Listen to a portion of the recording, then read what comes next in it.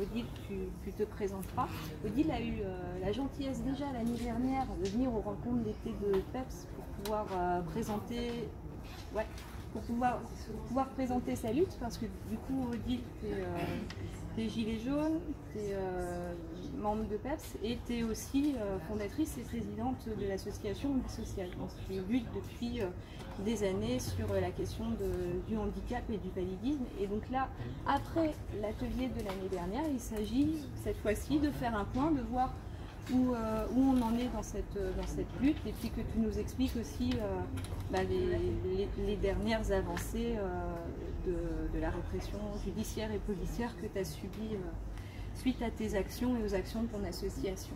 Voilà, c'est à toi. D'accord.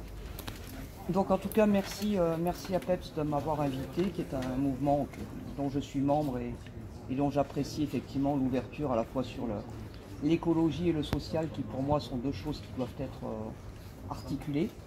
Donc alors, je m'appelle Odile Morin, j'ai pas loin de 60 ans et je suis une personne handicapée qui lutte contre le validisme et j'ai créé il y a 20 ans une association de défense des droits des personnes handicapées, ayant été moi-même confronté à des difficultés d'accès à mes droits MDPH et autres. J'ai acheté le code de la Sécu, le code du travail, je les ai potassés et puis j'ai mis 10 ans à faire condamner l'État, mais j'y suis arrivé.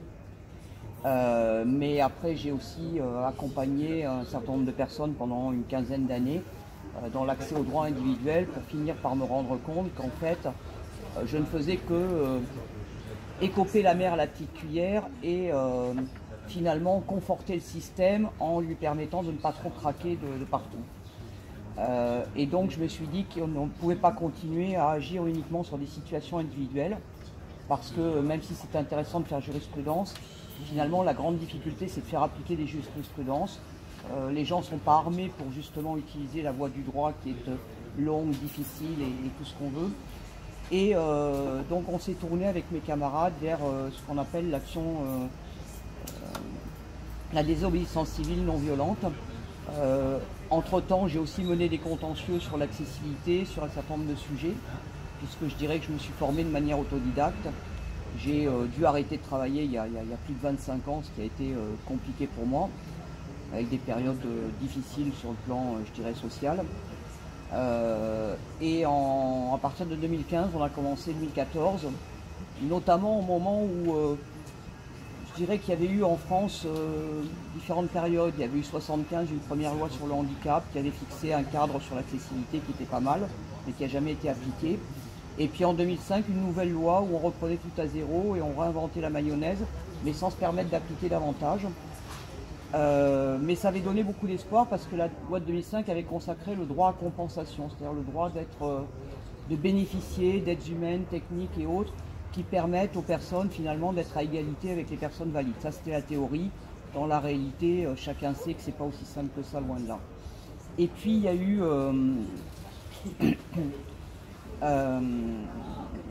des reculs.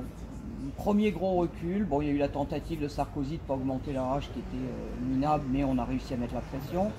Et puis il y a eu l'ordonnance accessibilité en 2014 qui a réduit les obligations légales, qui a donné des nouveaux délais qui n'avaient pas lieu d'être et qui étaient un encouragement à ne rien faire, en nous disant que tout serait réglé en 2024. Et vous allez voir qu'en 2024, ils vont nous dire « Oh non, ça fait que 50 ans, on n'a pas eu le temps, on est désolé ». Voilà, et donc ça a donné lieu à un combat où on a été la première en France, à Toulouse, à organiser des opérations péage gratuit avec nos fauteuils roulants, nos cannes blanches. Voilà. L'idée, c'était de montrer qu'on pouvait être là où on ne nous attendait pas et qu'on n'était plus les gentils handicapés. On rejoignait un peu le mouvement des années 70 qui s'appelait Méchants handicapés et qui disait que on n'était pas là pour subir ni s'excuser de ce qu'on vivait. Et que rappeler que la Constitution française nous considère que on est censé être tous égaux en droit et en dignité. Or en France aujourd'hui, les personnes handicapées, les personnes malades ne sont pas effectivement traitées comme les autres citoyens. Et donc Handy Social a évolué au fil du temps. On a arrêté de faire des dossiers individuels, sauf exception quand ça a une portée autre, quand c'est des amis à qui j'arrive pas à dire non, on va dire les choses concrètement. Et donc aussi depuis un certain nombre d'années, je participe à un certain nombre de commissions. Alors d'abord essentiellement des commissions liées au handicap, commission d'accessibilité, CDAPH, la commission des droits et de l'autonomie qui accorde les droits MDPH, que j'avais fait condamner en 2006 et dont je fais partie maintenant, ce qui est assez marrant au bout du compte. Et puis on restait quand même en vase clos, avec en général des représentants politiques qui nous faisaient des grandes promesses et qui les trahissaient aussi vite en nous disant mais non, la prochaine fois on fera mieux, et nous naïvement on y croyait. Donc il y a un moment où la naïveté a eu ses limites, et donc action médiatique, action contentieuse et désobéissance civile. Ça a été, avec l'ordonnance accessibilité, on a réussi à limiter quelques trucs. Et puis il y a eu la loi Elan en 2018. La loi Elan, c'est une loi dictée par les lobbies du bâtiment et qui partait d'un postulat que la loi disait, selon eux, que 100% du logement neuf devait être accessible. En fait, la loi n'a jamais dit ça. Elle a dit que les logements en rez-de-chaussée et ceux desservis par ascenseur devaient être accessibles. Et si on prend les données de l'INSEE, ça ne concerne que 45% des logements. Et quand on sait quelle est la part des logements neufs dans le parc existant, c'est 1%, on voit qu'on n'est pas près d'arriver. Et donc on s'est battu fermement contre cette loi. À l'époque, j'avais...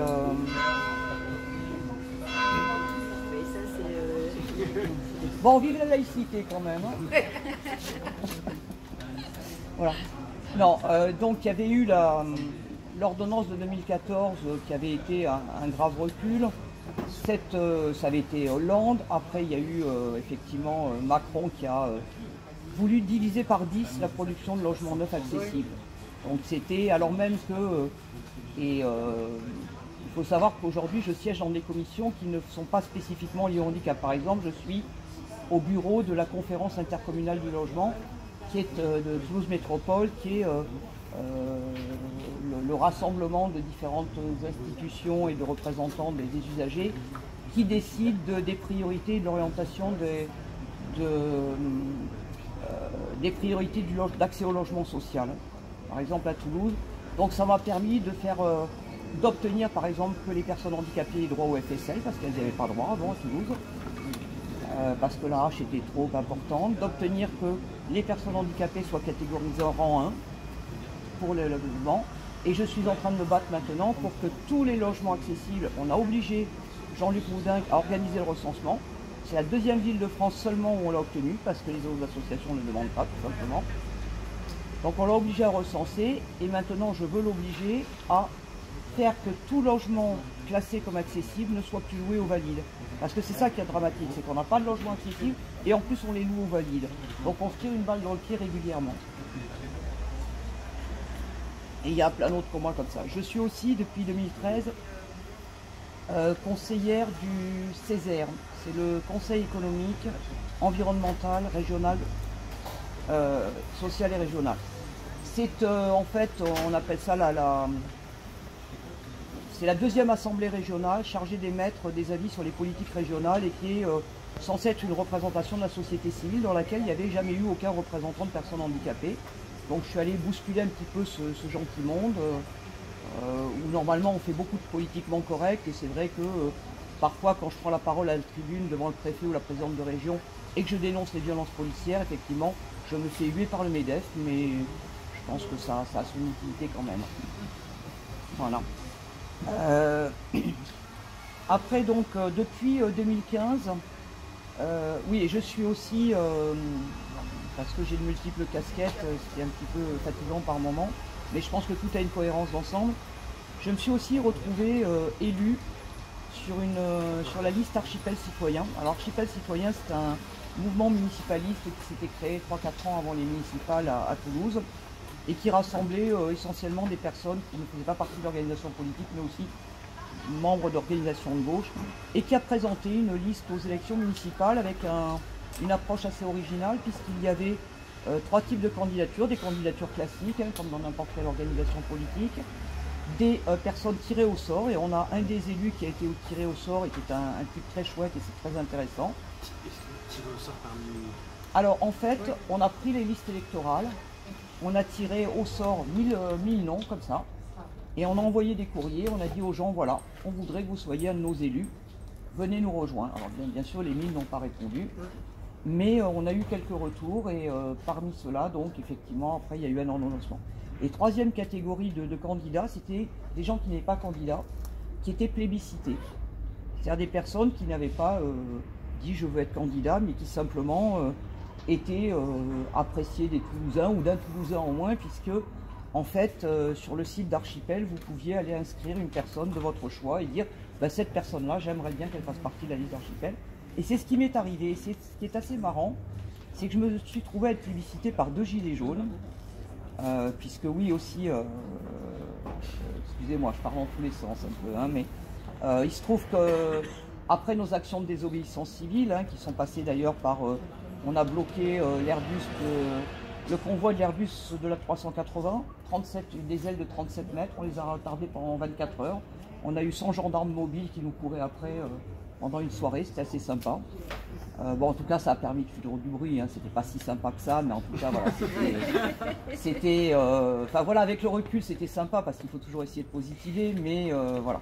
Donc, voilà, on a montré que les gentils handicapés n'étaient pas forcément là où on croyait, et qu'on avait quand même un certain pouvoir de nuisance contre le système capitaliste et économique, puisqu'on a su longtemps après qu'on avait quand même coûté 350 000 € à Airbus. Et je dois dire que je suis assez fier de me dire que voilà qu'on a pu impacter les intérêts économiques sans mettre en difficulté l'épicière du coin. Voilà. Donc on a aussi, et c'est ce qui nous a valu des condamnations, on a aussi bloqué un TGV pour obtenir que la gare de Toulouse soit mise en accessibilité. Ils ont fait 50% des travaux et j'envisage de rebloquer pour avoir les 50% restants. Mais bon, on va prendre un peu de temps parce que les condamnations pleuvent. Et on a, apothéose, et là on sait un peu, on a bloqué les pistes de l'aéroport de Toulouse. Le 14 décembre 2018, on a interrompu le trafic pendant 1 heure. Voilà. Et en fait, il a suffi de faire le tour de l'aéroport 2 jours après un attentat pour rentrer comme dans du beurre. Heureusement qu'on n'était pas armés. Bon, ce qui nous a valu une condamnation l'an dernier en correctionnel. J'ai pris 6 mois avec sursis, mes camarades 4 à 2 mois, plus des amendes administratives pour atteinte à la sûreté de l'État. Sachant que nous, on a payé 750 € chacun et Airbus a payé 7500 €. Bon, il faut dire qu'Airbus n'a que 10 fois plus de revenus que nous, on pourra constater. Que je suis Baudoré, dont j'avais entendu parler, mais dont je n'avais jamais été personnellement témoin. Ça m'a foutu une trouille bleue, mais je suis du genre, quand j'ai la trouille, à me dire qu'il faut justement ne pas écouter sa peur. Et j'ai décidé de continuer à être présente par solidarité et puis pour documenter tout ça. Et j'ai pris l'habitude de filmer. J'ai moi-même assez vite été victime de violences policières, par le biais de canons à eau, par le biais de mon fauteuil déplacé, manœuvré en me mettant en danger. Et puis j'ai été victime là de violences importantes en mars 2019, puisque j'ai eu droit à 5 fractures du pied et une très belle entorse. Mais ça s'est fini que c'est moi qui suis passé en correctionnel pour avoir attaqué avec mon arme par destination. Mon fauteuil roulant est une arme par destination. J'ai été condamné à 2 mois de prison avec sursis pour avoir volontairement blessé 2 policiers sans défense. Voilà. Ouais. Et j'attends toujours, là je suis passé cet été en appel, mais ça a été reporté, oui, excuse-moi. Non, vas-y, continue. Donc, moi je voudrais juste savoir quel contact tu as avec la Ligue des droits de l'homme, avec l'Observatoire des pratiques policières. Tout à fait, ce sont des proches, hein, on travaille ensemble. D'ailleurs, Pascal Gassio, qui est un des animateurs de Copernic et de l'OPP à Toulouse, qui ont documenté tout ce qui s'est passé, est un de mes témoins, puisqu'il faut savoir quand même que quand j'ai été condamné, je l'ai été au cours d'une instance où le magistrat a carrément refusé de visionner les vidéos qui prouvaient mon innocence et qui a dit la police affirme ça, donc la police vivrait. Donc là, j'ai obtenu au moins cet été, la seule avancée que j'ai obtenue, c'est que le magistrat a requis les vidéos, a demandé qu'elles soient confiées officiellement à la justice, qu'elles soient analysées et qu'on confronte tous mes témoins et mes accusateurs contre ça. Et je repasse en appel en mars 2023, mais je dois dire que j'ai assez mal vécu d'attendre presque 3 ans, enfin oui, je vais attendre plus de 3 ans pour être relaxé. Pendant ce temps-là, j'ai subi une dizaine de convocations en justice où je passe devant des magistrats qui, même si je ne suis pas officiellement condamné puisque j'ai fait appel, qui considèrent que c'est la casseuse de flics. Voilà. Parce que, soyons clairs, si j'avais voulu casser un flic, je l'aurais dit et affirmé, il n'y avait aucun problème, mais ce n'était pas le cas.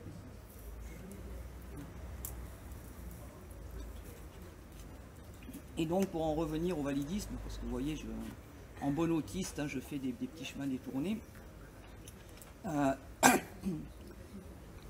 Voilà, donc je suis devenu élu après un plébiscite sur la liste Archipel, et je suis malheureusement dans la minorité, puisqu'on a eu, à 4000 voix près, hein, sur pas loin de 500 000 habitants, on a perdu au deuxième tour grâce au Parti Socialiste qui nous a beaucoup aidés. Et comme chacun sait, ils sont vachement de gauche. Voilà, mais ça n'empêche pas de faire des choses, et donc je continue à m'occuper de l'association et puis à travailler avec Adeline, mon assistante, parce que du fait de mes difficultés cognitives et du fait de ma fatigabilité et du fait que j'ai des lenteurs d'exécution importantes, je ne suis pas capable d'étudier des délibérations en 5 jours et voilà, de faire les choses. Mais le maire, en bon validiste, me refuse les moyens, et donc j'ai dû lui coller un procès pour...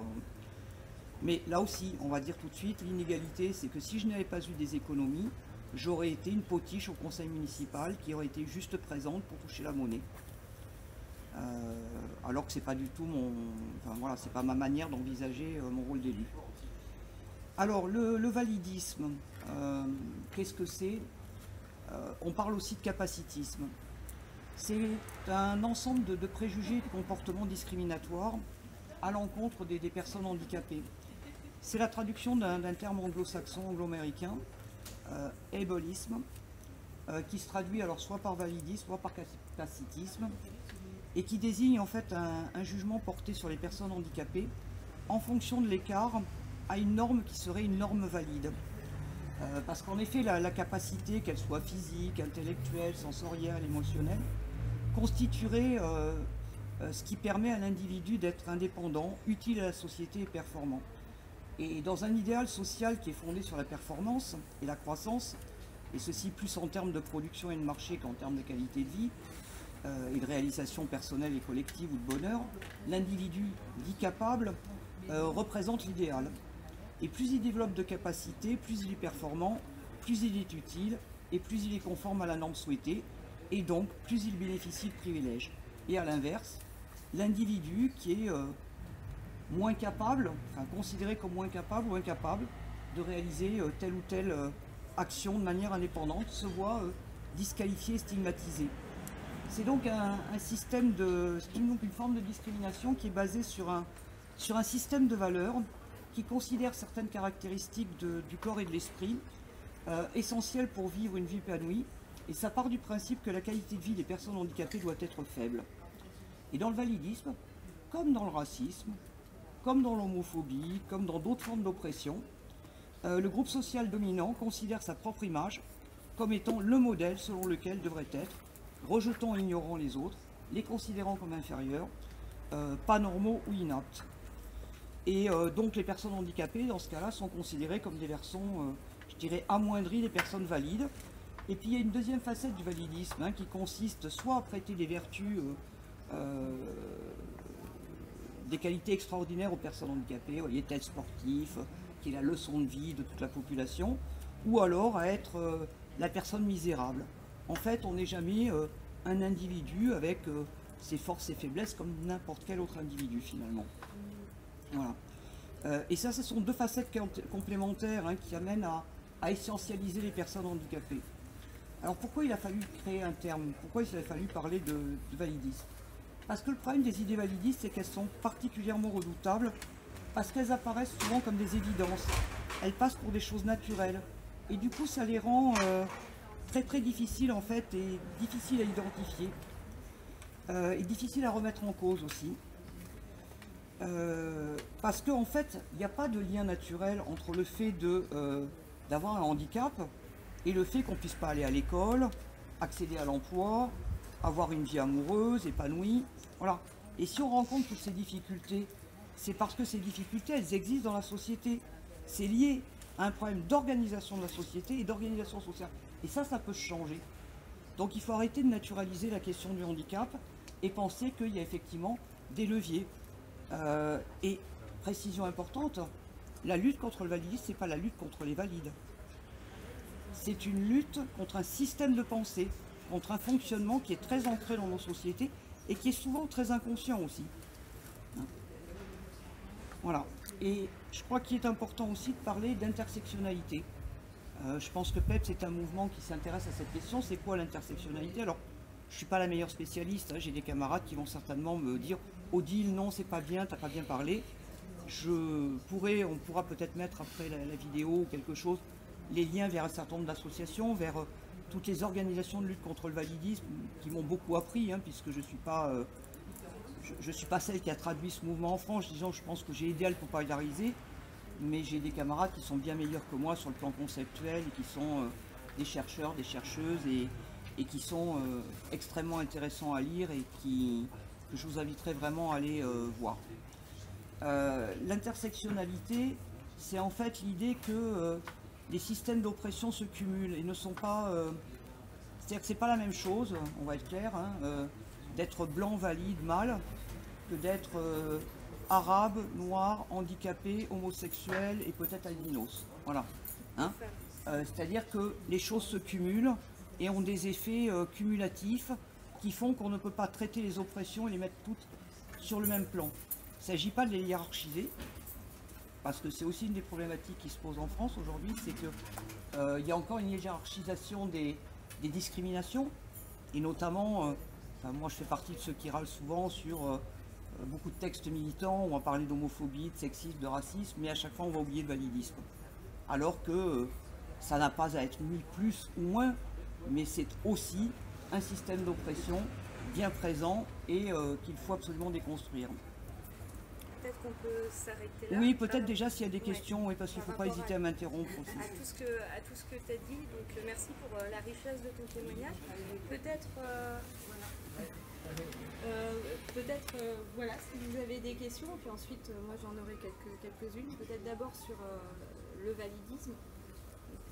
Ouais, moi j'ai une question, parce que en fait, tu vois, moi, je sais pas comment ça se passe à Toulouse, ce que tu as créé autour de toi, mais bon, moi j'ai travaillé toute ma vie avec des enfants handicapés et notamment avec les sourds, et c'est vrai que dans la tête des gens handicapés, c'est quelqu'un en fauteuil roulant, et c'est complètement pas du tout dans l'idée qu'un sourd c'est aussi considéré comme un handicapé, un aveugle, et je me dis, quel lien tu as pu établir par exemple avec justement les associations de sourds, d'aveugles, toutes ces autres difficultés à vivre, voilà, vas-y. Très bonne question. Très bonne question, parce que qu'est-ce que c'est que le handicap? Je dirais qu'en droit français, on a une définition qui est issue de la loi de 2005 et qui dit grosso modo que constitue un handicap toute limitation d'activité ou restriction de participation à la vie en société subie par une personne dans son environnement en raison d'une altération substantielle, durable ou définitive d'une ou plusieurs fonctions physiques, sensorielles, mentales, cognitives ou psychiques d'un polyhandicap ou d'un trouble de santé. Le problème de la définition du handicap française, c'est qu'elle lie la question en raison de, c'est-à-dire qu'elle rattache à la question d'une déficience ou d'une incapacité. C'est pour ça que nous on préfère la définition de la Convention relative aux droits des personnes handicapées de l'ONU, qui elle dit que les personnes handicapées, qui définit les personnes handicapées comme des personnes qui présentent des incapacités physiques, mentales, intellectuelles ou sensorielles durables, dont l'interaction avec diverses barrières peut faire obstacle à leur pleine et effective participation à la société sur la base de l'égalité avec les autres. C'est-à-dire que là, on a une notion d'interaction. C'est-à-dire qu'il n'y a pas la responsabilité de l'incapacité, il y a vraiment, c'est l'interaction. Et je vais vous donner un exemple qui, je pense, est assez parlant. Demain, imaginez que tous les bâtiments publics soient conçus pour des personnes qui ne font pas plus d'1,20 m de haut. Vous seriez tous handicapés. Et pourtant, vous n'avez pas d'incapacité. Enfin, pour un certain nombre, voilà. Donc, tout est une question d'interaction et de contexte organisationnel, architectural et autres. Et donc, c'est la question de barrières. Et donc, l'objectif qu'on mène, nous, c'est de faire disparaître toutes ces barrières et de faire que la société, elle soit conçue pour tous, sans aucune exception. Et pour revenir sur la question des personnes sourdes, si effectivement la langue des signes était reconnue dans la Constitution et était une des langues françaises au même titre que les autres, et surtout que dans chaque école de la République, il y ait chaque fois que besoin, mais même pour les enfants valides, que tout enfant valide, comme on apprend l'anglais, comme on apprend l'espagnol, qu'on ait un minimum de formation sur la manière de communiquer avec les personnes sourdes, parce que c'est une langue, c'est aussi une culture. Et tu parlais des relations qu'on a. Alors, une des richesses qu'on a à Toulouse, c'est que depuis les années 2000 à peu près, il y a ce qu'on appelle le CIH 31, le collectif interassociatif handicap 31, qui fédère à peu près 25 associations du département et qui représente toutes sortes de situations de handicap. Ce sont essentiellement des associations indépendantes. Alors, beaucoup centrées quand même sur l'accès aux droits, qui ne sont pas aussi militantes que nous, soyons clairs, mais avec lesquelles, voilà, ça va à peu près. Enfin, j'en suis avec Catherine Couzerc du GIHP, un petit peu l'animatrice, un peu moins depuis que j'ai été élue, parce que voilà, pour diverses raisons. Et puis c'est vrai que certains ont eu un peu peur des actions coup de poing qu'on a menées, donc voilà, il y a eu un peu parfois des dissensions, comme dans tous les mouvements. Voilà. Et on est un collectif informel, mais ça nous a permis d'arriver unis face au pouvoir public, et surtout, vous voyez, des choses toutes bêtes. Quand on travaille l'accessibilité, je vais vous donner un exemple. Il y a 10 ans, il y avait les personnes en fauteuil qui disaient mais non, mais il faut aucun seuil entre le trottoir et la chaussée parce que avec le fauteuil c'est difficile à passer. Et les aveugles qui nous disaient bah oui, mais moi si vous mettez rien, je peux pas savoir si je suis sur la route ou sur la chaussée. Et donc l'intérêt c'est quoi? C'est que si on avait chacun travaillé de notre côté, on aurait fait quelque chose qui ne convenait pas à l'un ou à l'autre. On a travaillé ensemble, on a vu qu'est-ce qu'on pouvait trouver en commun qui soit le plus adapté à tout le monde. Et ça nous a aussi permis d'acculturer et de faire monter en compétence les techniciens et les élus de la ville à l'époque. Je dois dire qu'à Toulouse, j'ai beaucoup de critiques à faire, mais il y a eu une période où il y a eu un travail qui a été fait. Alors c'est vrai qu'on les y a obligés, hein, on ne leur a pas demandé gentiment, mais des réunions régulières tous les mois, avec à l'époque une élue qui participait, avec les services qui venaient, que j'engueulais régulièrement, mais qui voilà, progressaient comme ça. Et puis, non, ça, il y a du... par rapport à d'autres villes, on peut quand même dire que c'est pas le pire, quoi. Mais parce qu'il y a du militantisme et du rapport de force. Si je peux rajouter aussi, de manière très pratique, Handi Social, c'est pas juste une association de personnes en fauteuil roulant. C'est pour tous les handicaps. Un handicap auquel on ne pense pas aussi, c'est le handicap psychique, tout ce qui est mental, etc. Et d'ailleurs, quand on parle d'accessibilité, souvent on est centré sur le bâti, sur la chaussée, etc. Mais on a aussi toutes les accessibilités en termes de texte, de procédures, etc. qui sont importantes et qu'on ne voit pas trop. Et l'idée, c'est aussi de faire monter le plus de personnes possible comme représentants, comme figures du handicap pour montrer cette diversité-là. Je commence à avoir maintenant quelques militants qui sont, j'en ai deux qui siègent en CDAPH avec moi, qui sont devenus très pointus sur le droit du handicap, ce qui nous permet de, vis-à-vis de la MDPH, ils ne peuvent pas nous raconter n'importe quoi, ils ne peuvent pas nous dire les textes aussi. Non, messieurs, là vous êtes en train de me faire des citations d'extraits de documents de la CNSA qui n'ont aucune valeur réglementaire, donc si vous avez un texte réglementaire à me produire, oui, sinon vous passez. Voilà, c'est des choses comme ça que peu de représentants dans les départements sont capables de faire. Pourquoi ? Parce que, et on va en venir à parler d'un point important, juste oui pour dire quand même que 80% des handicaps sont invisibles. Hein. Voilà, donc ça il ne faut jamais l'oublier, la maladie invalidante fait partie du handicap à partir du moment où il est durable. Et effectivement cette sous-estimation par exemple de la douleur, de la fatigue, qui touche beaucoup de personnes avec des maladies invalidantes, est quelque chose de vraiment problématique pour l'accès aux droits aussi. Peut-être juste avant que tu continues. Donc là, ce qu'on peut retenir déjà cette première partie, c'est la difficulté qu'on a déjà à définir ce qu'est le handicap et à connaître l'objet de ta lutte. Et donc à partir de là, comment est-ce qu'on s'organise et quelles seraient les formes d'organisation pour atteindre l'égalité pour tous, sachant qu'on a déjà nous-mêmes cette difficulté. Il faut diffuser et populariser la Convention de l'ONU. La Convention des droits des personnes handicapées contient tout ce qui est important pour la défense de nos droits et notre reconnaissance. Et il y a cette définition du handicap qui nous paraît très adaptée. Et puis la lutte contre le validisme, encore une fois, allez écouter les camarades qui font des... il y a eu 3 heures de débat organisé à la mairie de Lyon par ma collègue Audrey Enoch, qui ont fait venir Cécile Morin, qui est doctorante en histoire et qui parle très bien de ça, qui a fait... Enfin voilà, il y a des... On aura de la documentation à vous faire passer pour vous permettre de monter en compétence sur le sujet, de vous interroger et puis justement de faire passer le mot, parce que je crois que le bouche-à-oreille est essentiel. Et je crois qu'il ne faut pas qu'on hésite aussi à s'affirmer dans l'espace public et à cesser de s'excuser d'être en situation de handicap, à cesser de s'excuser d'être une charge pour les autres. Non, on n'est pas une charge, on est des êtres humains au même titre que les autres et on n'a pas des droits au rabais. Ça, je crois que c'est vraiment essentiel. Il y a Chouchou qui avait une question. Vas-y, Chouchou. Oui. Alors bonjour, c'est Chouchou. Donc moi je pense que je vais parler presque de la même chose. Et suite à une dépression et à un harcèlement qui a commencé en 2012 jusqu'au 2017, excusez-moi, parce que quand je parle de ce sujet-là, ça me touche un petit peu. Mais en fait, à un moment, l'année dernière, avec ma psychiatre, parce que j'étais suivie par un psychiatre, j'étais choquée au dernier rendez-vous. Elle m'a dit voilà, écoutez, là il faut aller chercher un travail, il faut aller bosser, ça fait un moment, on a testé tous les traitements, maintenant il faut aller travailler. Donc j'ai dit, ma question aujourd'hui, est-ce qu'on peut considérer la dépression et le burn-out, parce que c'était harcèlement au travail, qui a duré plus qu'une vingtaine d'années. Et je voulais savoir si vraiment, donc là aujourd'hui sans ressources, j'arrive plus, on n'a qu'un salaire, on est 4 personnes. Est-ce qu'aujourd'hui on peut considérer la dépression comme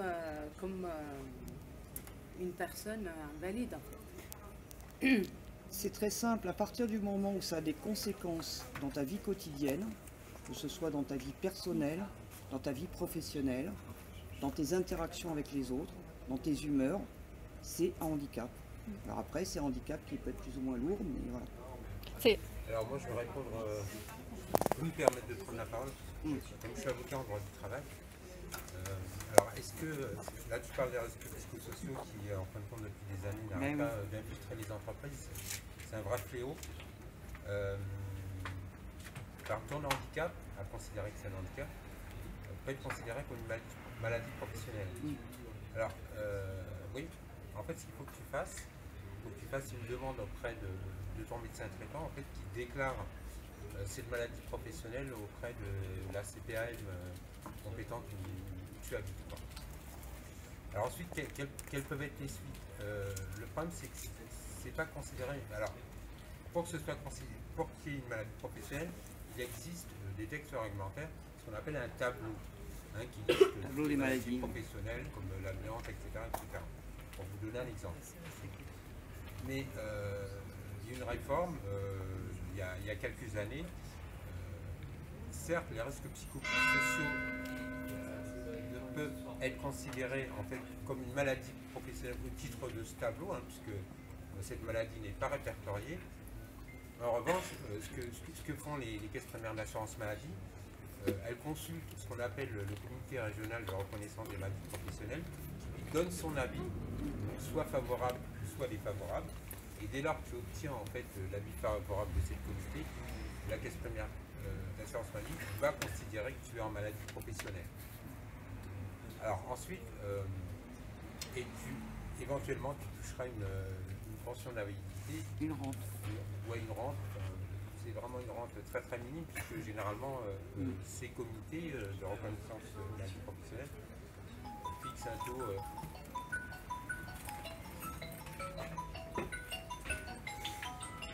C'est le moment, c'est l'heure. Alors voilà, généralement, c'est le MEDEF. Voilà. En fait, fixe ce taux généralement à 25% d'incapacité de travail. Ce qui fait qu'en fin de compte, la rente que tu vas toucher, c'est vraiment petit, c'est genre 10 € tous les trimestres, voilà. Mais en tout cas, c'est reconnu un petit peu progressivement. Donc moi je t'invite en fait à aller voir ton médecin traitant et de lui dire en fait de faire une déclaration de maladie professionnelle, parce qu'il n'y a que le médecin traitant qui le fait auprès de la caisse primaire D'accord. d'assurance maladie. Parce que j'ai oublié en fait de dire que ma psy, elle a refusé à ce moment-là, elle m'a dit c'est bon, Non mais c'est pas ta on s'arrête là. Non mais, Mais c'est un vrai j'étais choquée. problème, ça. Oui. C'est-à-dire qu'on a un vrai problème dans le mouvement psy. Il y a différentes approches. Et il y a aussi dans le mouvement psy des approches qui sont très validistes et très capitalistes. Normatistes, c'est-à-dire qu'en fait, certains psychiatres considèrent que leur rôle, c'est de remettre au travail les personnes handicapées de gré ou de force. Et donc, tu as pris un traitement, c'est suffisant, il faut arrêter de te complaire dans ta, etc. Sans prendre en compte les souffrances, voilà. Or, c'est pas eux de décider de faire un certificat médical ou pas. D'accord. Voilà. Un médecin doit faire un certificat. Après, il est libre de mettre ce qu'il veut mettre dedans. Mais dans ce cas-là, il vaut peut-être mieux s'adresser au médecin traitant ou peut-être éventuellement changer de psychiatre s'il continue à te donner des injonctions qui, toi, te mettent en mauvaise position. Alors pour compléter ton propos, en fait, de toute façon, quoi qu'il arrive, alors bon, le psychiatre est médecin évidemment, mais face à ce type de difficulté, il vaut mieux être suivi par un psychologue qui est d'ailleurs spécialisé en risques psychosociaux. Oui, Évidemment, ils sont formés pour ça, contrairement au psychiatre. Il va falloir que tu étalis ton dossier vis-à-vis de la caisse primaire d'assurance maladie si tu veux que ta pathologie soit reconnue comme maladie professionnelle. Donc voilà, faut un suivi régulier par un psychologue. Effectivement, les médecins psychiatres, bon, je ne dis pas qu'ils travaillent pour le système, mais bon, enfin bref. Ouais, il y a de Ça mériterait tout un dossier, mais voilà, fais-toi suivre par un psy spécialisé en risques psychosociaux, et puis tu as également le médecin du travail qui... Lui, il n'a rien voulu savoir en fait. Avec la société, en fait, il n'a rien voulu savoir. J'avais des documents, j'avais des preuves, j'avais de l'harcèlement. Ça, c'est important, mais il faut mail. Mais fais une reconnaissance de maladie professionnelle. Oui, mais peut-être un accident du travail aussi. S'il y a eu un fait générateur, ça peut être intéressant. Il y a les deux qui peuvent être intéressants. Ouais, mais vaut mieux une maladie professionnelle. L'accident du travail, c'est ils reconnaissent. Et après, il y a des questions de délai, donc il faudra que tu... Ensuite, et je te redonne la parole. Excuse-moi, oui. Voilà. Et ensuite, en fait, une fois que ta maladie professionnelle sera reconnue, pour les risques psychosociaux, pour burn-out, comme tu veux, après, tu pourras mettre en cause en fait ton employeur devant alors, on va commencer devant le tribunal judiciaire pour le social, ce qui est anciennement TAS, tribunal des affaires de sécurité sociale, pour faute inexcusable. Voilà, parce que tu as subi un harcèlement.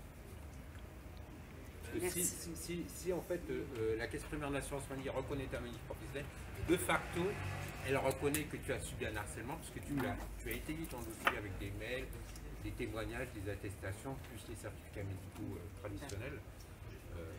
Voilà. Et puis éventuellement, comme dit Odile, tu peux aller devant le conseil de prud'homme, puisque l'employeur est tenu d'une obligation de préserver la santé physique comme mentale des salariés. Tu peux réclamer des dommages intérêts pour manquement à l'obligation de sécurité, de préserver cette santé, et éventuellement demander la résiliation judiciaire de ton contrat de travail ou de l'employeur.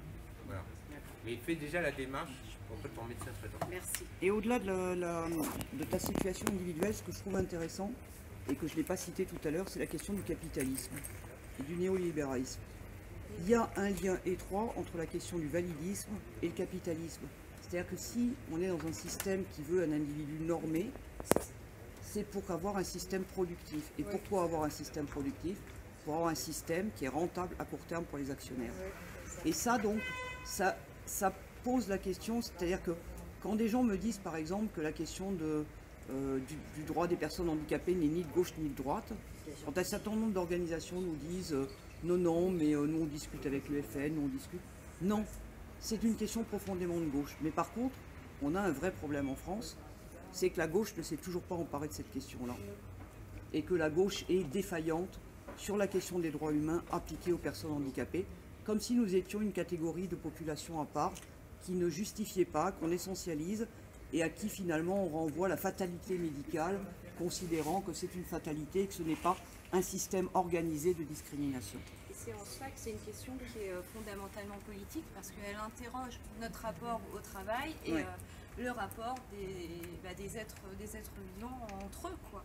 Et donc à partir de là, c'est sûr que c'est important de travailler à la fois l'information, de dégager le système de pensée qu'il y a derrière, et puis d'envisager les différentes modalités d'organisation. Ce qui est intéressant dans ton exemple, Odile, c'est que c'est à la fois à travers ton militantisme, tu dénonces les failles de la société, l'inégalité qui est inhérente au système capitaliste et au productivisme et à l'exploitation des êtres humains, mais aussi, ce qui est intéressant dans votre échange, là, tous les deux, à partir de l'exemple de Chouchou, c'est précisément de voir les différentes modalités à la fois d'accès à l'information, d'accès au droit, et les différents types d'organisations possibles et combinables, sachant qu'il y a à la fois la lutte associative, mais aussi la désobéissance civile, mais aussi la représentativité politique qui doivent se combiner les unes les autres. On avait une interrogation derrière. Tiens, vas-y, rapproche-toi si tu veux. Ah, et Yann aussi. Ouais, il y a même une chaise là si tu veux. Ah ouais, super. Merci. Je vais essayer de m'écarter un peu peut-être pour essayer. Ça va aller. Il y a de la place par là, on va se mettre. Je vous écoute. Moi j'avais une question de bonne pratique entre guillemets. Question de bonne pratique entre guillemets parce que je pense qu'on est tous d'accord pour dire que nos groupes militants doivent être exemplaires sur ces questions-là. Et nous, enfin dans mon groupe militant à Paris, on a eu des questionnements et des plaintes qui venaient notamment de la part de personnes qui sont sur le spectre de l'autisme et qui se sentaient exclus parce que dans ces groupes où il y a beaucoup d'informels, beaucoup de choses qui passent par la communication non verbale, implicite, etc., ça posait un problème pour elles pour s'intégrer dans ces groupes-là. Et on était un peu désœuvrés parce qu'on se demandait, pour quelque chose d'aussi fondamental, d'aussi profond, comment est-ce qu'on peut faire pour faire mieux, quoi. Bah écoute, déjà je trouve important que tu te poses la question et que vous posiez la question, je crois que c'est la première des choses. Et puis je pense qu'il faut vraiment se tourner en amont vers les personnes concernées. Alors pour vous préciser un peu, je suis moi à la fois autiste, dépisté il y a 5 ans seulement. Je savais que j'étais une martienne, mais je ne savais pas pourquoi. Et puis je suis aussi, voilà, j'ai aussi une maladie génétique rare qui affecte mes déplacements et mon autonomie au quotidien. Mais après, voilà, l'autisme peut prendre des formes très différentes. C'est pas du tout la même chose d'être autiste qui a survécu à près de 60 ans que d'être une jeune autiste ou un jeune autiste à 20 ans. J'avais pas la même facilité. Pour vous donner une idée, à 16 ans, j'étais incapable de passer un coup de fil à une administration parce que ça me paralysait totalement. Vous avez vu que j'ai un petit peu moins de difficultés pour m'exprimer maintenant. Voilà, on évolue tous. Je pense que ce qui est important, c'est de poser la question aux personnes et de leur demander qu'est-ce qui peut... Après, c'est vrai qu'on a souvent besoin de choses qui sont prévisibles, organisées, carrées. Et surtout, éviter tout ce qui est implicite. On a souvent besoin que les choses soient explicites. C'est-à-dire qu'il y a souvent des difficultés de communication parce qu'on a parfois du mal avec le second degré. Voilà. Mais je crois qu'il faut vraiment aller vers les personnes et leur poser la question et leur proposer de participer à l'organisation, voilà, surtout. Et à partir du moment où vous posez les questions, vous leur posez les questions, je pense que personne ne vous en voudra si ce n'est pas parfait, parce qu'en tout cas vous aurez essayé. Et déjà, je peux t'assurer que si tout le monde essayait, on n'en serait pas là. Voilà. Sinon, de manière générale, je sais que Cléautiste a fait un guide. Oui, c'est une association de personnes autistes. Ils ont fait un guide qui est assez orienté LGBT, mais qui marche pour toutes les associations. Et Manif aussi, parce qu'il y a aussi l'accessibilité des manifestations. Et les dévalideuses ont aussi fait un guide plus général pour tous les handicaps. Après, de toute façon, on va dire de renvoyer aux personnes, mais c'est vrai que ça peut aider parce que les personnes, selon aussi à quel moment elles ont été diagnostiquées, ne savent pas forcément exactement ce dont ils ont besoin. Oui, on connaît pas. Si tu veux, je peux t'envoyer les liens si tu me le donnes à la fin. Mais de toute façon, ce qu'on proposera, c'est qu'on fera passer la vidéo et puis on vous passera un certain nombre de liens, de ressources vers, pour que vous puissiez développer le sujet. Alors, après, je crois qu'il y a une chose qui est importante à évoquer. Oui. Je voudrais qu'on parle. Tu veux en parler tout de suite ou bah, dis-moi s'il y a d'autres questions. Déjà, merci. Je découvre à travers tes propos la profondeur de mon validisme. Je n'avais pas conscience. C'est assez petit petite révélation un peu là. Et à travers ce que tu disais, je me demandais, est-ce que du coup, avec la définition que tu as donnée, j'ai l'impression que ça correspond à un certain nombre de personnes âgées que je peux voir autour de moi. Et du coup, je me demandais, en fait, ça me questionne sur est-ce que la définition aujourd'hui du validisme du handicap telle qu'elle est posée, est-ce qu'elle vous satisfait dans la manière dont elle comprend toutes les personnes concernées? Et est-ce qu'au niveau juridique aussi, elle est satisfaisante et on peut s'appuyer dessus? Alors, tout dépend de quelle définition, puisque tu as dit qu'il y a la définition de la loi de 2005 qui n'est pas satisfaisante, et puis il y a la définition de la Convention de l'ONU. Et le problème qu'on a en France, c'est que les magistrats ne sont pas formés sur la Convention ONU, ne connaissent pas effectivement la possibilité de la faire appliquer, même s'il y a normalement des textes qui auraient dû être, la France aurait dû adapter son droit à la Convention, mais il y a quand même des choses qui s'appliquent. Et on espère, nous, c'est pour ça qu'on va mener un certain nombre de contentieux pour les obliger petit à petit à mettre en application cette convention. Et excuse-moi, tu me disais, oui, sur le validisme. D'abord, même moi, je vais me dire, il y a encore 5 ans, on découvrait le validisme, j'étais validiste. On peut tout à fait être en situation de handicap et être validiste. Enfin, je veux dire, là, c'est d'abord parce que quand on découvre le handicap, surtout quand on le découvre au cours de la vie, on nous renvoie tellement qu'on est une charge qu'on finit par le croire. Et qu'on finit par colporter. Je vois le nombre de personnes handicapées qui tiennent des discours validistes. Et puis après, il y a ceux qui surfent sur la vague capitaliste et qui se disent, de toute façon, c'est un business, la vie, et donc je me sers de mon handicap pour faire du business. Et ceux-là, ils sont très validistes aussi, ils vont aller pleurer dans les chaumières ou dire, je suis le meilleur, regardez tous les efforts que je fais, je suis meilleur que vous, etc. Mais maintenant, ouais, en tout cas, voilà, on a tous et on peut tous être validistes à certains moments, moi y compris, je peux avoir par exemple, peut-être vis-à-vis d'autres situations de handicap, des attitudes qui peuvent être validistes et je crois qu'on a tous à travailler au quotidien sur nos comportements et dans tous les domaines, hein, pas seulement dans le domaine du validisme, dans le domaine du sexisme. Vous voyez par exemple la question du racisme. Je me suis fait bousculer il y a 1 an par des jeunes handicapés racisés. Qui m'ont dit, mais attendez, là, ça suffit, là, les associations de lutte contre la vie, vous êtes tous des blancs. Tous des blancs. Et nous, on est quoi là-dedans? Ben oui, ils avaient raison. Ils ont raison, ils avaient raison. Parce qu'effectivement, c'est pas la même chose d'être un jeune racisé des quartiers, handicapé, que d'être une femme blanche issue de la moyenne bourgeoisie, comme je le suis moi. C'est pas la même chose. Voilà, il y a une différence. Et on doit le prendre en compte. Et c'est vrai que les jeunes racisés doivent aussi s'exprimer et on doit leur faire de la place dans nos organisations parce que, effectivement, des fois, par efficacité, c'est toute la difficulté dans une société où finalement tout va très vite et où on est obligé pour se défendre d'aller très vite aussi, de parfois vouloir privilégier l'efficacité au détriment de la représentation plus ouverte. Et ça, c'est un travail qu'on a tous à faire collectivement.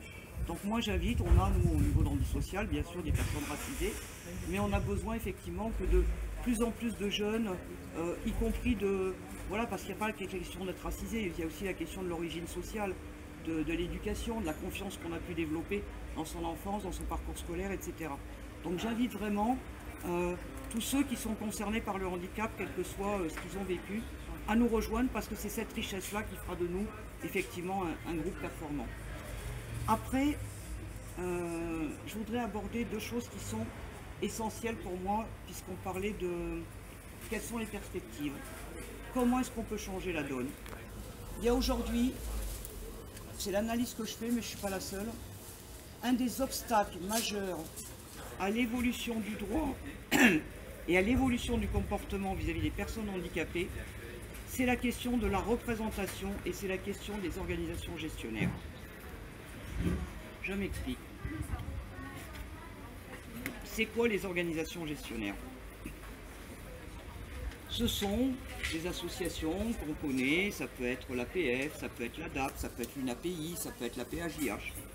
Ce sont des organisations qui pour beaucoup se sont créées dans les années 30 ou 50 et qui à l'époque se sont créées, pourquoi? Parce qu'on avait complètement abandonné les familles avec les personnes handicapées à domicile sans aucune aide et qu'on planquait les personnes handicapées chez soi, on les cachait et que les familles étaient complètement démunies. Donc ces familles se sont regroupées et ont créé des lieux d'accueil qui dans les années 30 ou les années 50 était certainement un progrès pour ces personnes.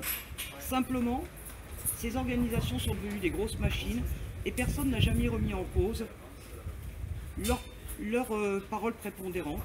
Et donc, on a pris l'habitude en France que ce sont des parents de personnes handicapées, et pas les personnes handicapées qui s'expriment, et surtout que ces organisations sont devenues des monstres sur le plan gestionnaire, avec des directeurs, avec des salariés.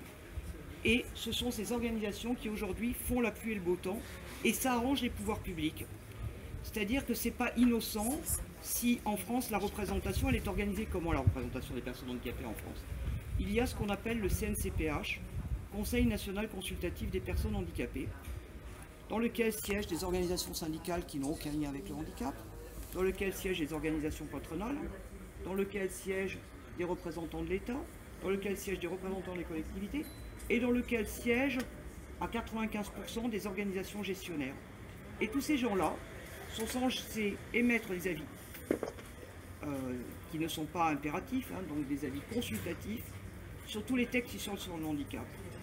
Le problème, c'est que toutes ces organisations, elles sont financées comment? Elles sont financées par les mêmes pouvoirs publics avec qui elles discutent. Il y a un conflit d'intérêts manifeste. Et ce n'est pas moi qui le dis, c'est l'ONU. Il se trouve que j'ai, en tant que présidente d'Andy Social et avec d'autres camarades de la lutte contre le validisme, été auditionné l'été dernier par les membres du comité des droits des personnes handicapées de l'ONU. Et on a été très heureux qu'ils reprennent justement notre critique et qu'ils demandent que le premier article de la loi de 2005 qui organise la représentation des personnes handicapées en France, que la loi soit réformée de façon à ce qu'on cesse de mettre sur le même plan les organisations gestionnaires et les organisations représentatives. C'est un peu comme si demain, et ça ferait un tollé en France, on laissait Orpea dire « je suis le représentant des personnes âgées ». Personne n'accepterait ça, et pourtant pour les personnes handicapées on l'accepte.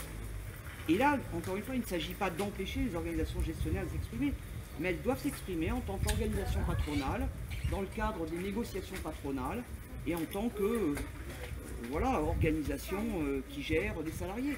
Mais en aucun cas, elles ne doivent s'exprimer en notre nom et prétendre qu'elles nous défendent, parce que ce qu'elles défendent, ce n'est pas notre vie autonome, ce n'est pas notre accès aux droits, c'est le maintien d'un système qui rapporte à quelques cadres supérieurs qui sont payés comme dans l'industrie.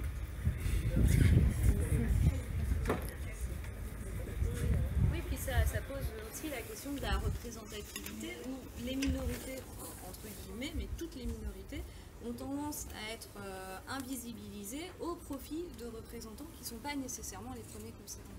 Et ça, dans le monde politique, on le voit aussi. Et donc, du coup, on est aussi face à la question de la représentativité et comment agir pour que précisément... J'ai des propositions là-dessus, voilà. Mais déjà pour continuer, vous voyez, en plus il y a une perversion de dépendant. Et la dépendance, on a besoin d'un tiers pour réaliser un acte qu'on ne peut pas réaliser tout seul. Mais on peut être totalement dépendant et autonome. Pourquoi? Parce qu'à partir du moment où on décide comment la personne qui nous accompagne nous assiste pour faire face à ces problèmes de dépendance, on garde la main sur notre vie, on décide, donc on est autonome. Et j'aimerais voilà, vous lire le texte un petit truc d'un copain, c'est un camarade très intéressant, Ahmed, un jeune poète anarchiste, qui est un garçon qui est IMC, c'est-à-dire qu'il est paraplégique, tétraplégique, il ne peut pas se servir de ses bras, de ses jambes, il a des mouvements involontaires, et en plus il a des difficultés d'élocution majeures, il bave, et tout le monde pense qu'il est débile profond, alors que c'est pas vraiment le cas, on va dire. Que je retrouve ce qu'il m'avait fait comme texte qui était super. Voilà. Alors ce garçon, il faut savoir qu'il c'est un jeune maghrébin, né en Algérie, qui a vécu dans le 18e à Paris. Sa maman est assistante maternelle et dans un logement semi-accessible. Et c'est maman qui assurait tout. Et puis sinon, en établissement spécialisé jusqu'à ses 16 ans. Et puis à 16 ans, allez hop, plus d'obligation scolaire, tu dégages. Et la voix rêvée, tu vas aller dans un foyer, finir ta vie avec d'autres handicapés, quelle joie. Bon, c'était pas vraiment le trip d'Ahmed qui écrivait, d'ailleurs il a écrit un livre qui s'appelle Nique ta norme, et que je vous conseille vivement. Il avait fait une demande de logement social à Paris, Et non, rien ne bougeait. Et puis il s'est tourné vers nous, et comme il dit, il s'est tourné vers la solidarité communautaire. Et sa maman avait droit, il avait droit à 5 heures de PCH d'aide humaine par jour, alors qu'il était dépendant 24 heures sur 24 et que selon les textes, il avait droit à 24 heures 24. Donc je me suis occupé du dossier, il a obtenu 24 heures sur 24, et on lui a trouvé un logement à Toulouse. Et ce garçon, l'assistante sociale qui le suivait à Paris, quand elle a appris ce qui s'était passé, elle a dit « mais je comprends pas, votre fils c'est pas possible, il ne peut pas vivre comme ça tout seul, c'est pour ça qu'on ne lui a pas proposé de logement, parce qu'il est trop lourdement handicapé pour pouvoir vivre seul. » Ça fait 3 ans qu'il vit à Toulouse, avec 4 personnes qu'il emploie à plein temps, qui se relayent, et il fait sa vie.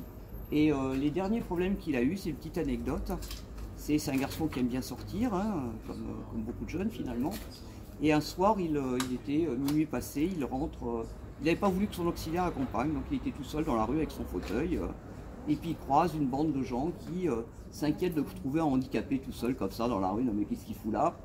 Et qui l'arrêtent, qui se mettent autour de lui, qui l'empêchent de progresser, puis comme il y a des difficultés d'opposition, ils ne le comprennent pas, ils appellent le SAMU, etc. Et le SAMU arrive, et Ahmed, qui tape sur son petit téléphone pour communiquer, finit par leur faire comprendre qu'il a autre chose à foutre, qu'il ne voudrait pas louper le dernier métro et rentrer chez lui tout simplement. Résultat, il a loupé son dernier métro, il a failli tomber en panne de batterie pour arriver chez lui. Et vous voyez que le validista, problème, c'était pas d'être handicapé. Son problème, c'est que des gens se soient fait des films sur sa situation et lui aient pas fichu la paix comme à n'importe quel jeune capable de rentrer chez lui. Et donc, il a obtenu un certain nombre de choses. Et attendez, qu'est-ce que je...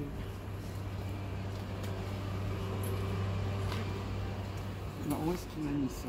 Ouais. Oui, alors, ce texte, il explique en fait que voilà, quand il a soif, vous pouvez avoir différentes attitudes de la personne qui accompagne une personne handicapée. Vous avez la personne qu'on a formée à dire, ben voilà, il faut faire boire comme ça une personne handicapée. Ben non, je suis désolé. Vous, est-ce que vous buvez tous pareil? Non. Non. Et puis on peut avoir des difficultés voilà, des fausses routes, des choses comme ça. Donc, soit il subit quelqu'un qui va le faire boire peut-être de travers et qui ne va pas le faire boire quand il veut, soit il dit je veux boire et je veux boire dans tel verre, avec telle paille, que tu tiennes de telle manière, et là il est autonome, puisqu'il ne fait que déléguer des gestes qu'il ne peut pas faire, mais c'est lui qui continue à décider de sa vie. Et on a un de nos autres militants, Jérôme, qui accompagne des jeunes qui ont toujours connu l'institution, parce que ces jeunes-là, on les a formatés à subir des accompagnements qui ne sont pas dignes d'eux-mêmes. C'est-à-dire qu'un jeune en établissement, on ne lui demande pas est-ce que tu préfères que je commence ta toilette par tel bras ou que je fasse de telle manière ou est-ce que tu as des demandes particulières. Non, c'est voilà, allez hop, on fait ça vite fait, va bien. Et c'est une violence, c'est de la violence. C'est ce qu'on appelle la maltraitance institutionnelle et quelque chose qui est intrinsèque au fait d'être un établissement spécialisé. Donc déjà la première des choses, c'est de permettre aux gens de prendre conscience que c'est leur corps, qu'il leur appartient et que pour pouvoir se respecter eux-mêmes, ils ont besoin effectivement de rester maîtres de leur corps, même s'ils n'y ont pas accès directement. C'est donc ça aussi un point essentiel. Et donc sur la ségrégation, tous ces établissements, tous ces gestionnaires ont fait croire, parce que c'est plus facile sur le plan logistique, et puis l'État comme ça finance des bâtiments, hein, plutôt de rendre accessibles ceux de tout le monde, où on rassemble des gens. En plus ça a permis, vous voyez en Lozère, ça a permis de donner de l'emploi aux gens. Hein. Bon, les handicapés en Lozère, après c'est sûr que question spectacle et vie sociale, bon, après il y en a qui aiment la nature heureusement, mais quand même, c'est pas forcément cela qu'on envoie là-bas. Et donc le problème c'est qu'on est face à un système qui résiste et qui ne veut pas changer de méthode. Et on a des ministres qui nous parlent d'inclusion. Et moi je ne supporte plus ce mot, même si au départ il était intéressant. D'abord parce qu'on n'a pas à être inclus, on est inclus nature. Soit on fait partie de la race humaine et donc la question ne se pose pas, soit je ne vois pas pourquoi on parlerait d'inclusion ou d'intégration.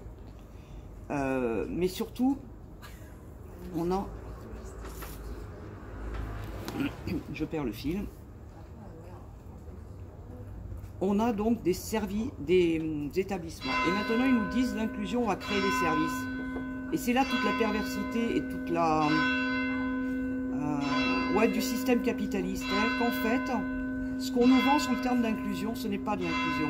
C'est du low cost. C'est-à-dire qu'en fait, c'est une manière de casser les conventions collectives du secteur médico-social qui avait historiquement obtenu un certain nombre de droits pour les salariés, de compensation, parce que si on veut être accompagné, je veux dire, en ce moment, ils sont en train de nous parler, de nous accompagner de 8h à 20h. Moi, je fais comment quand je dois me lever à 6h, quand je dois me coucher à minuit? J'ai pas le droit, je dois être couché à 20h. Enfin, c'est quoi ça? Donc, mais ça veut dire aussi que pour les salariés, ça constitue des pénibilités. Ils ne vont pas faire 9h-17h. Donc, il faut que les salariés soient bien traités. Il faut qu'ils aient des compensations de leur pénibilité. Pourquoi? Ne serait-ce que de manière très égoïste, parce que si on veut qu'ils nous traitent bien, commençons par bien les traiter. Donc pour moi, et c'est ce que le médico-social, enfin ce que les gestionnaires essayent de faire, c'est d'opposer les salariés du médico-social et les activistes de la lutte anti-validisme. Or, les intérêts des salariés du médico-social ne sont pas ceux des gestionnaires du médico-social. Et ça, je sais que quand je discute avec les personnels, ils le comprennent de plus en plus. Parce qu'en fait, la peur qu'ils ont, ils disent, oui mais regardez, on nous propose maintenant d'aller faire du boulot mal payé, sans convention collective, etc. On ne veut pas ça. Et moi, je leur dis, non, ce n'est pas ce que nous défendons. Nous ne défendons pas ça. Nous défendons un système qui est respectueux de tous. Voilà. Et c'est pour ça que je fais partie de ceux qui défendent, même s'il y en a aussi qui sont remontés contre le secteur médico-social, parce qu'il y a aussi une formatation. Hein. Enfin, je veux dire, beaucoup de gens dans le médico-social ont été formatés. Alors, formatés par la psychanalyse, par exemple, en matière d'autisme, hein, aussi. Formatés par le fait que on est là pour nous protéger. Il y a aussi beaucoup de travailleurs du médico-social ont été formés à protéger les personnes handicapées. Mais la vie, c'est pas de protéger les gens en permanence. C'est aussi, la vie, c'est une prise de risque quotidienne. Et c'est à chacun de décider, c'est pas à des tiers de décider. Il y a aussi la question importante hein, sur la maladie ou le handicap psychique, la question de la tutelle et de la curatelle, qui est quelque chose de condamné par la France. Et nous, on veut y substituer quelque chose qui existe à l'étranger, c'est la prise de décision assistée. C'est-à-dire que d'abord, les personnes ne perdent pas leurs droits fondamentaux, parce que quand vous êtes sous tutelle ou curatelle, vous perdez vos droits fondamentaux. Et pourtant, vous n'êtes pas accompagné, parce qu'il y a un scandale en la matière. Donc nous, on est pour que les personnes soient accompagnées, aidées, de manière importante et de manière adaptée à chaque situation, et dans le respect de leurs droits fondamentaux, parce que ça change les choses et ça existe à l'étranger. Je ne sais plus qui évoquait l'Italie. L'Italie a fermé tous les établissements spécialisés pour enfants il y a 30 ans. Et quel est le système à l'école? Parce qu'en France, on nous vend les Ulysse. Ah, les Ulysse. Mademoiselle pourra vous en parler. Elle a été prof en Ulysse, elle est partie écœurée.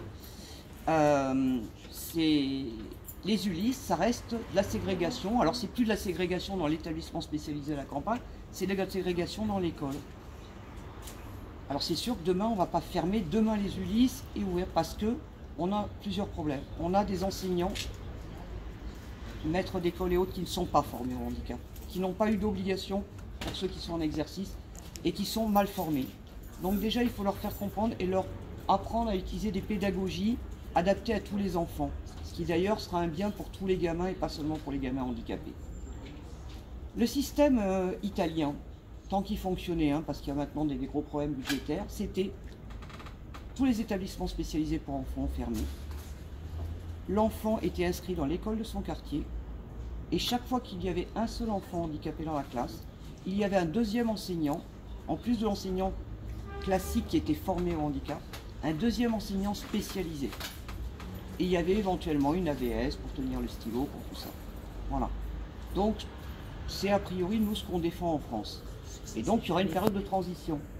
La difficulté qu'on a en France, et c'est d'ailleurs la querelle qu'on a hein, avec un certain nombre d'organisations dites de gauche, et notamment avec la France Insoumise, pour ceux qui ont suivi, il y a, au moment des élections, on a critiqué très fort le programme handicap de la France Insoumise, mais aussi de la NUPES, parce que, alors même qu'il se réclamait de la Convention ONU, il la bafouait cette ligne. Il faut dire que ceux qui l'ont écrit n'ont peut-être pas lu et compris la Convention ONU, mais n'ont pas eu, je dirais, l'intelligence et l'humilité de se tourner vers tous les militants qui existaient et qui auraient pu les aider. Au contraire, ils ont tout fait pour empêcher ça. Et en fait, je pense que le problème vient d'un... L'analyse que je fais, c'est qu'en fait, c'est pas qu'ils veulent être des méchants validistes, c'est qu'en fait, la gauche fournit de gros bataillons de militants du médico-social, de beaucoup de gens du médico-social sont des électeurs de gauche. Et je pense qu'il y a encore dans l'esprit d'un certain nombre de dirigeants des organisations politiques dites de gauche, l'idée que si on s'attaque à l'institution, si on lutte contre, si on se veut la désinstitution, on va mettre au chômage tous ces gens-là, et donc on va les avoir sur le dos. Alors que ce n'est pas vrai. Je pense qu'il y a vraiment une erreur fondamentale d'analyse de la situation. Ce que je regrette, c'est, et on a, et je suis contente que PEPS se soit saisi dès l'année dernière de cette question, qu'Europe Écologie Les Verts, qui a produit un programme qui était loin d'être génial aussi, très validiste, ait accepté le débat, puisque je serai dans 2 jours aux journées d'été d'Europe Écologie Les Verts avec quelques camarades justement pour débattre de ce sujet, et que l'AFI continue à refuser de débattre de la question et de dire que toute critique contre l'AFI est problématique, mais ça ne m'empêchera pas, même si je suis proche politiquement de l'AFI sur beaucoup de choses, ça ne m'empêchera pas de dire ce que j'ai à dire et de continuer à le faire, que ça emmerde qui que ce soit. Voilà. Peut-être, voilà, ça c'est dit. Une petite proposition technique et puis peut-être un tour de table par rapport à tout ce que tu as dit. Là, il est 11h08, il y a le débat, l'autre débat qui va démarrer à 11h30. Est-ce qu'on arrête vers 11h20 pour nous laisser le temps de voir un verre d'eau? J'ai déjà beaucoup parlé. Hein. Voilà. Il ne faut pas me lancer, moi. Ah bah c'est comme en musique, hein. Si t'as pas de silence, t'as pas de musique. Et pour revenir à ce que tu disais, j'aurais peut-être une question et puis ensuite peut-être faire un tour de table où chacun peut s'exprimer. Tu parlais, en fait, tu parlais de l'intérêt commun qu'il y a entre les travailleurs du médico-social, les familles qui sont aussi directement concernées par la question du validisme et les personnes en situation de handicap. Juste un petit point avant que j'oublie, les familles. C'est vrai que j'en ai parlé, mais elles ont leur place. Par contre, la problématique qu'on a avec certaines familles, c'est qu'elles prétendent parler au nom des personnes concernées. Elles sont légitimes à parler en tant que personnes concernées par les conséquences du handicap de leurs enfants, adultes ou autres. Mais elles n'ont pas à parler à notre place. Et je pense que c'est important, effectivement, que les parents... Oui, enfin, c'est toute la confusion. Et certains nous disent, oui, mais mon jeune, il ne peut pas s'exprimer. Ben, je suis désolée, d'abord, on l'a découvert depuis quelques années, des techniques pour permettre, quelles que soient les difficultés, de communiquer. Et moi, je vous inviterai à aller voir ce qui se passe avec JAG en Suède, où on voit des personnes avec handicap mental et handicap physique prendre des décisions, gérer une coopérative. Alors c'est sûr qu'ils ne vont pas dire on met en haut de bilan ou en bas de bilan telle dépense, ça c'est clair. Mais ils sont tout à fait capables de dire bah, moi en janvier, j'ai envie de me coucher à telle heure, j'ai envie d'être accompagné par un tel ou j'ai envie de manger ça. Voilà. Et c'est ça leur prise de pouvoir.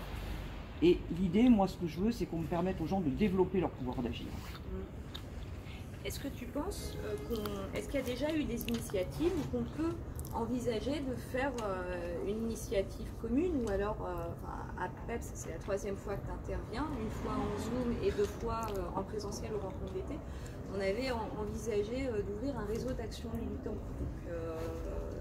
Les réseaux d'action militant, c'est justement des réseaux où il y a à la fois des militants politiques, des militants associatifs et toutes les personnes concernées sur un objectif commun.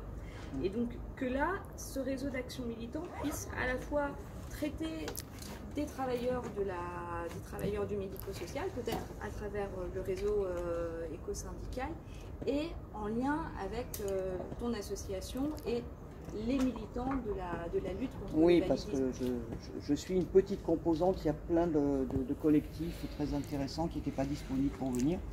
Alors, d'abord, je suis aussi en attente de voir ce que va faire Europe Écologie Les Verts, puisqu'il y a parmi leurs militants des gens qui seraient d'accord pour qu'on organise des ateliers régulièrement pour évoquer cette question, ne serait-ce qu'à distance, hein, puisqu'on est tous loin les uns des autres.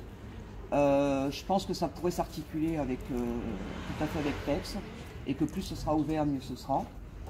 Et je pense aussi à mes amis de l'AFI, parce que j'ai beaucoup d'amis à l'AFI, et que c'est pas parce que quelques cadres sont dans une approche, je dirais, lutte des classes et n'en ont rien à foutre des questions intersectionnelles, qu'on doit effectivement s'arrêter à eux, parce qu'il y a aussi plein de militants de valeur et qui soutiennent les propos qu'on a. Et il va falloir effectivement trouver le moyen d'organiser des rencontres avec les organisations. Moi je sais qu'à Toulouse, j'ai déjà eu l'occasion de le faire, de m'exprimer. Je participe à des groupes de travail avec des salariés, des travailleurs sociaux du médico-social. Et je pense qu'on arrive effectivement au niveau national avec j'ai eu l'occasion de discuter avec des gens de la CGT Santé Sociaux. Enfin, je pense qu'on peut tous effectivement essayer de faire qu'il y ait de plus en plus de gens qui se parlent, qui croisent, parce que je crois aux vertus du dialogue comme beaucoup d'entre vous, quoi. Merci Odile. Est-ce qu'il y a quelqu'un parmi vous qui voudrait s'exprimer? Priorité à ceux qui n'ont pas encore parlé. Bonjour Odile, je suis contente de te voir. Et voilà, comment dire, David aussi, ça fait longtemps que je t'ai pas vu. Ça fait plaisir de vous voir. Voilà, c'est le petit ressenti que j'ai à l'instant T que j'avais besoin d'exprimer. Merci à toi. Contente de te voir. Babette, Anne-Marie, enfin je sais pas si vous avez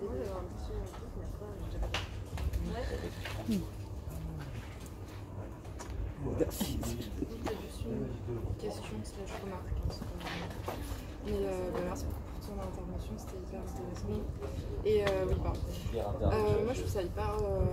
il y a quelque chose qui me questionne encore, c'est la non prise en compte de ces luttes par des groupes féministes quand même. Majoritairement, on va parler par exemple de tout ce qui est travail du care, etc. Et pourtant, cette question-là va vachement être mise de côté avec des comportements hyper validistes, etc.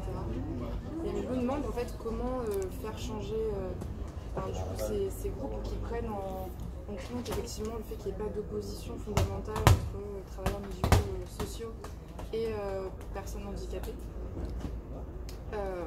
Voilà quoi, parce que en fait j'ai l'impression que si on n'est pas confronté en fait au handicap de près ou de loin, on va pas prendre ces rapports de pouvoir en compte, etc. Il y a des oppositions qui sont assez factices. Et ensuite la difficulté aussi à faire travailler, je pense, les familles, les personnes handicapées et tous les services médico-sociaux dans ce contexte capitaliste en fait où il y a des violences qui sont hyper importantes, où on va dire aux familles, si vous n'êtes pas content, et aux personnes handicapées, comptez sur vos aidants pour remplacer. Enfin, il y a vachement toutes ces problématiques-là qui sont en jeu, et avec, du coup, pour moi, c'est lié au féminisme, parce qu'en fait, ce sont surtout aussi des femmes qui vont travailler du coup, au quotidien, qui sont vachement jeunes. J'en croise beaucoup qui ont moins de 25 ans, quoi, tout juste 18. Et voilà, qui ne sont pas formés, etc. Du coup, il y a des craintes légitimes de ce côté, conditions de travail qui sont déplorables, en même temps, du coup, de la maltraitance institutionnelle. Voilà.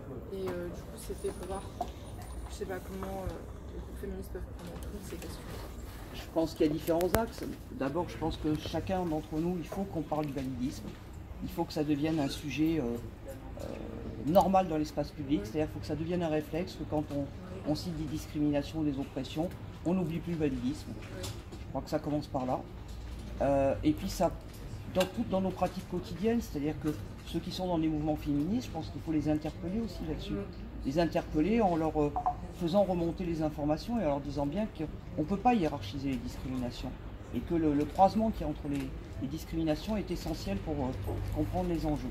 Et puis effectivement, souligner qu'effectivement dans le médico-social, on a un contingent de femmes et que c'est pas un hasard non plus si les conditions de travail sont aussi mauvaises. Moi je pense notamment à la question des auxiliaires de vie qui sont, où on a décrété dans ce pays que c'était un ministre qui avait dit ça en 2006, Annie Aboniche. Et c'était pas, vous avez bien compris que c'était pas valorisant dans son esprit. Alors que moi je soutiens le fait que d'abord tout le monde ne peut pas être auxiliaire de vie, ça demande des qualités d'empathie, des qualités d'aimer les gens, ça demande d'être capable de se mettre en retrait et d'être capable de pas imposer à l'autre sa manière de vivre et de se positionner, et que c'est des métiers, et puis les aidants familiaux, parce que c'est aussi une question essentielle.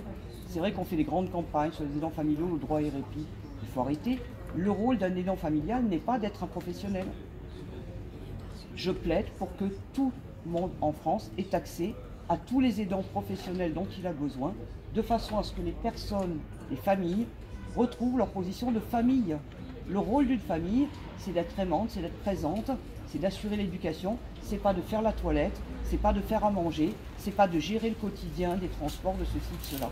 D'où l'importance aussi, et c'est un métier que je défends depuis plusieurs années, du coordinateur de parcours. Alors on fait ça, en fait c'est du pipeau là, qui nous raconte dans les Mayas et autres, mais il faut des gens, moi je vois par exemple le rôle que joue Agnès, mon auxiliaire de vie depuis 1 an, elle m'organise, elle me commande plein de choses qui me permettent de libérer mon esprit.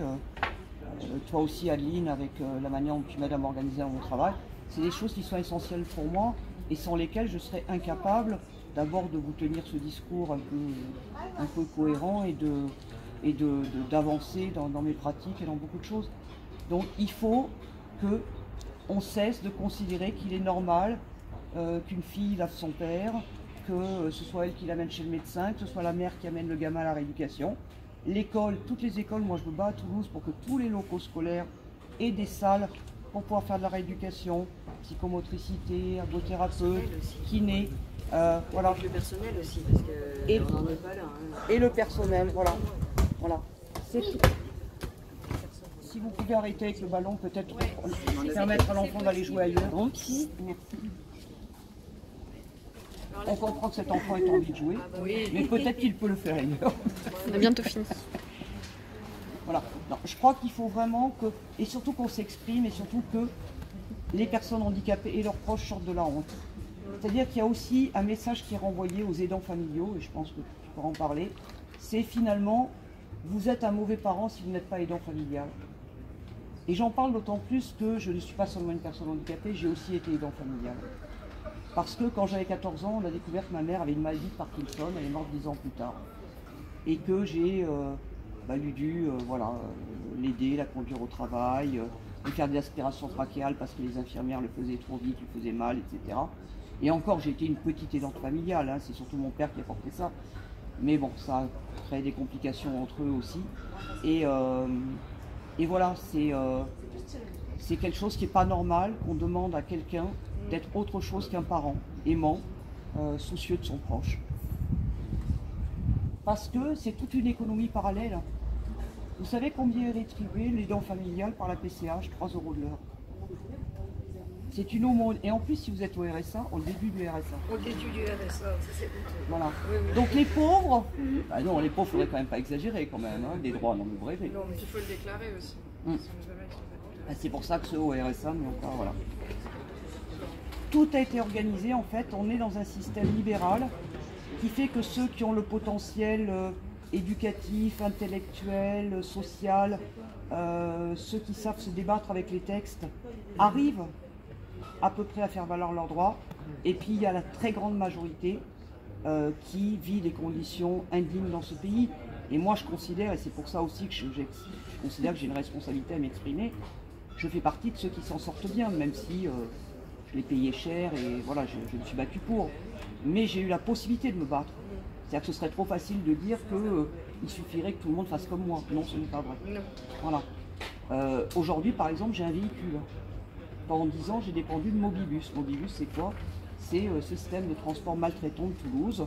Est-ce qu'on imagine seulement dans ce pays qu'une personne valide, pour la moindre de ses sorties, pour aller soigner une rage de dents, pour aller acheter le pain, soit obligée de réserver ses transports 15 jours avant, pour apprendre qu'elle aura le transport 1 heure avant, 1 ou 2 heures après, qu'elle aura peut-être l'aller sans le retour, ou qu'il n'y aura personne.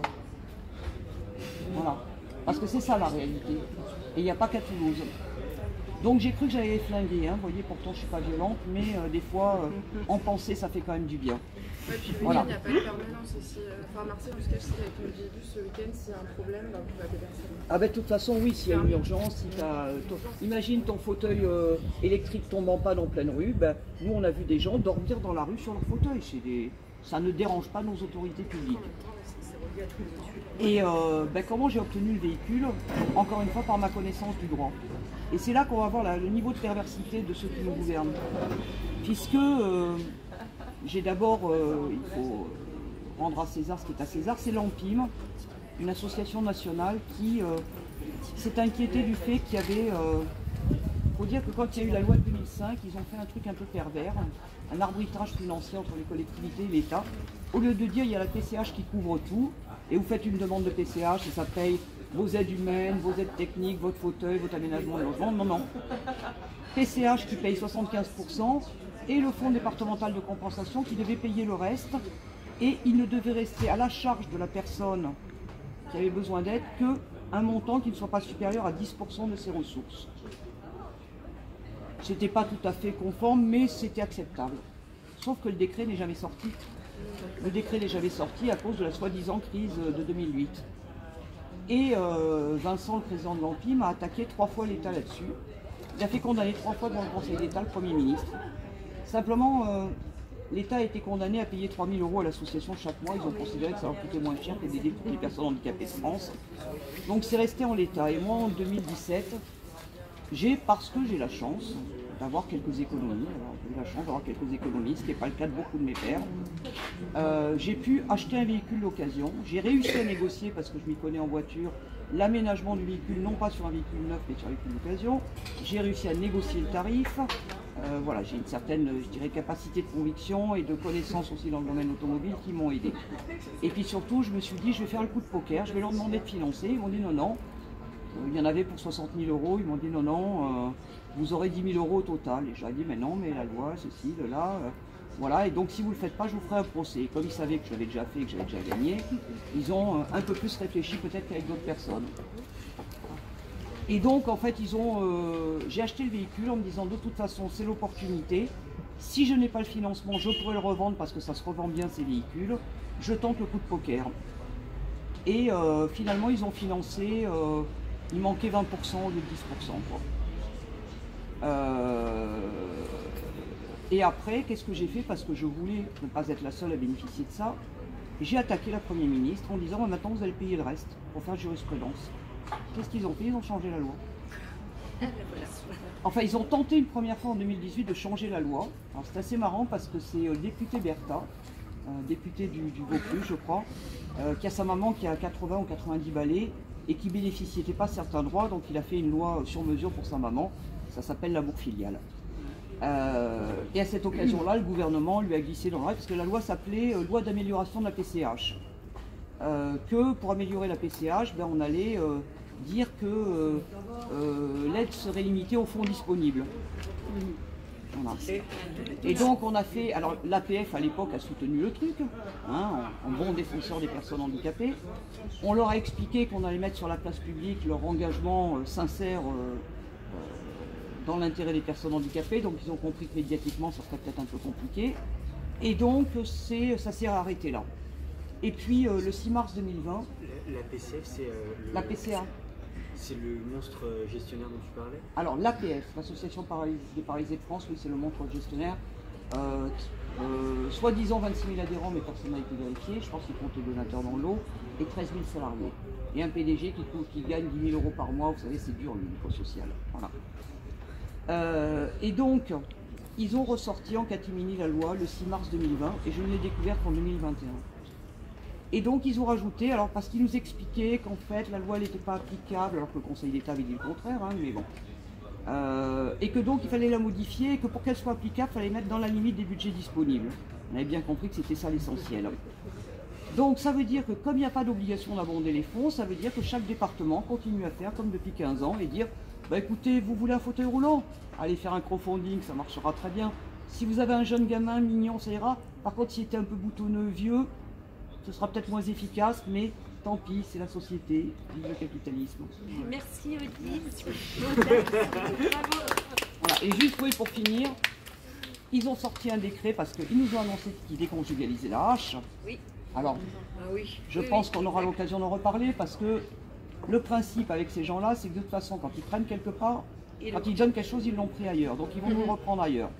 Donc attendons de voir.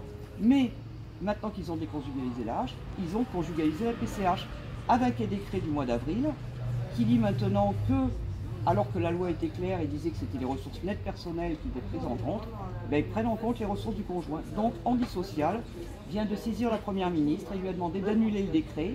Et si elle ne le fait pas, on va déposer une QPC pour remettre en cause la loi. Bravo. Voilà, et on fait un crowdfunding, on a besoin d'aide pour financer les frais d'avocat. Bravo. Ok, on va faire passer l'info. Bah, merci beaucoup Odile. Merci beaucoup. Petite pause, puis on